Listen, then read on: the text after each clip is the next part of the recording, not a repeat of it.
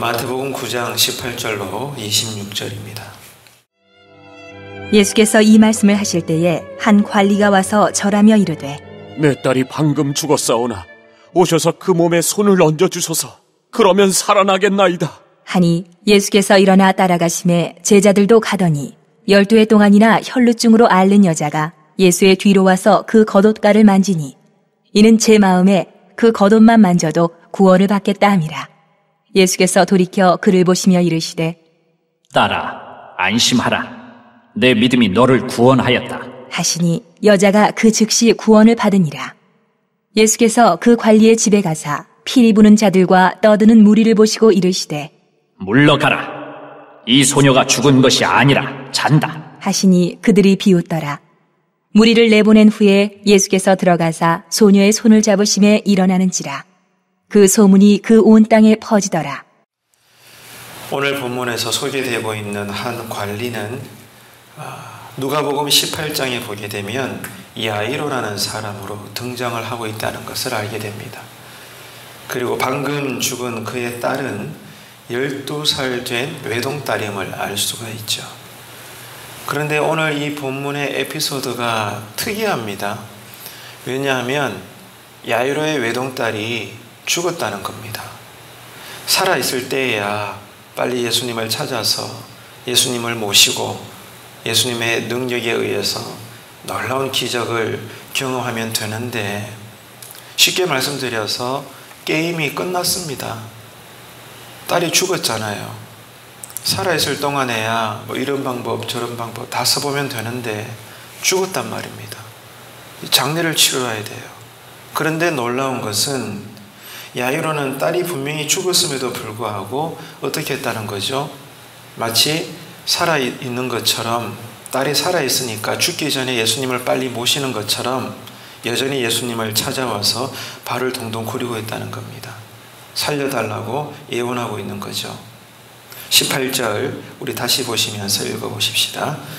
예수께서 이 말씀을 하실 때에 한 관리가 와서 절하며 이르되 내 딸이 방금 죽었사오나 오셔서 그 몸에 손을 얹어주소서. 그러면 살아나겠나이다. 놀라운 고백을 하고 있어요.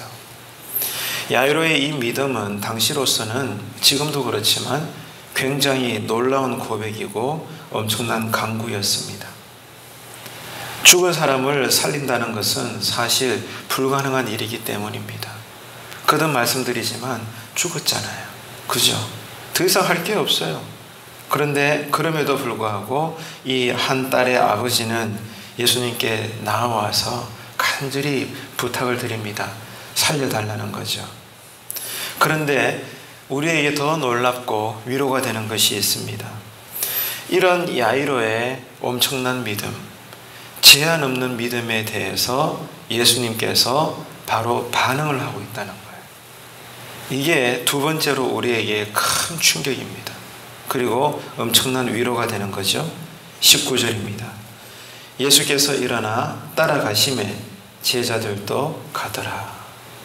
예수님께서 들으실 때 누가 보더라도 이제 딸이 죽었으니까 아유 어쩌면 좋아요. 당신의 딸이 죽었으니까 장례 잘 치르세요. 이러면 될 것을 예수님께서는 마치 살아있는 자에 대해서 부탁을 들으신 것처럼 바로 반응을 하시면서 함께 갑시다. 집이 어딥니까? 앞장서시오. 이렇게 된 거란 말입니다. 상당히 놀라운 것입니다. 여러분, 여기서 우리가 알 수 있는 것이 뭐죠? 진정한 믿음에 대해서 알아야 되는 거예요. 진정한 믿음은 지체 없는 하나님의 반응으로 이어지고 있다는 사실입니다. 믿음도 믿음 나름이라는 거죠.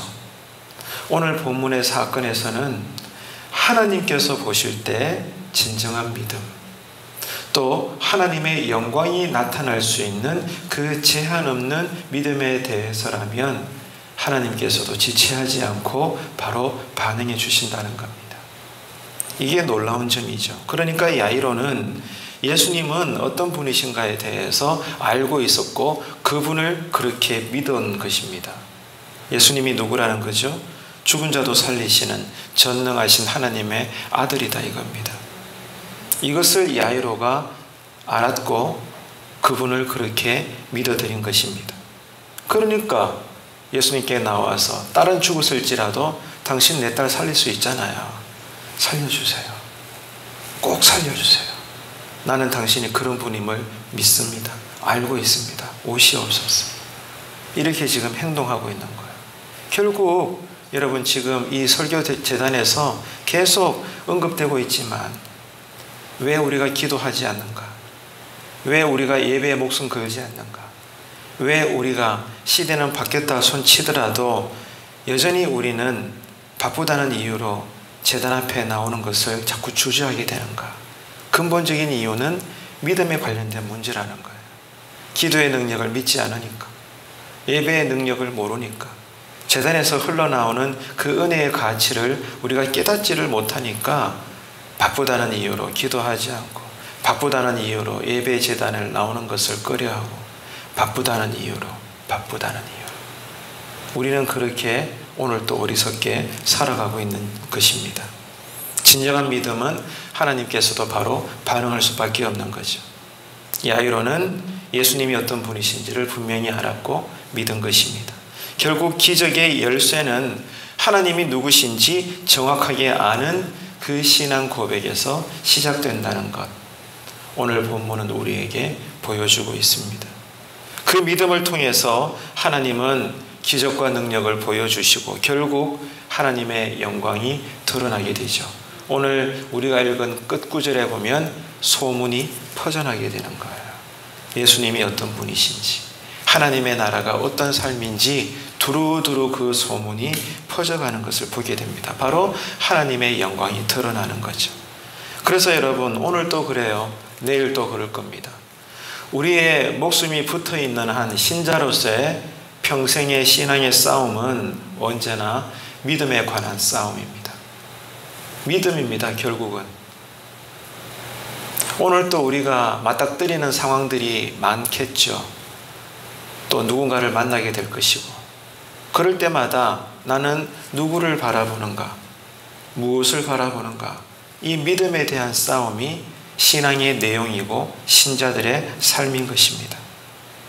오늘 이 야이로의 제한 없는 믿음을 보면서 하나님을 놀랍게 하고 기쁘시게 하고 바로 반응하실 만큼의 이 제한 없는 믿음, 담대한 믿음, 이를 위해서 하나님을 정확하게 바로 아는 이 믿음을 위해 이 새벽에도 여러분 기도하시면서 믿음대로 크시고 값진 은혜를 받아 누리시는 복된 기도의 자리가 되시기를 주님의 이름으로 축원합니다.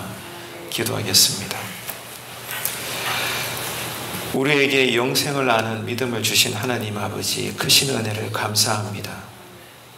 오늘 우리가 살펴보고 있는 이 야이로의 믿음은 무엇보다도 예수 그리스도를 정확히 아는 바른 믿음이었으며, 그 믿음으로 놀라운 신앙 고백을 했을 때 주님은 조금도 주저하시거나 외면하시지 않고 바로 따라 떠나시면서 믿음에 반응하시는 모습을 보여주고 계십니다. 하나님 아버지, 우리에게 이 믿음을 주시옵소서. 그리고 오늘 또 이 바른 믿음으로 살게 하시옵소서. 그래서 우리 역시 우리가 보여드리는 믿음으로 하나님을 기쁘시게 하고 놀랍게 해드리며 최종적으로 하나님을 영화롭게 해드리는 복된 한 날 되게 하시옵소서. 하나님, 우리의 믿음이 더욱 단단하기를 원합니다. 우리에게 야이로처럼 제한 없는 믿음, 담대한 믿음, 주님이 누구신지 바로 아는 그 거룩한 지식에서 나오는 믿음의 신앙 고백으로 이 새벽에도 기도의 줄을 붙잡게 하시고 온종일 은혜를 누리게 하시옵소서. 예수님의 이름으로 기도합니다. 아멘.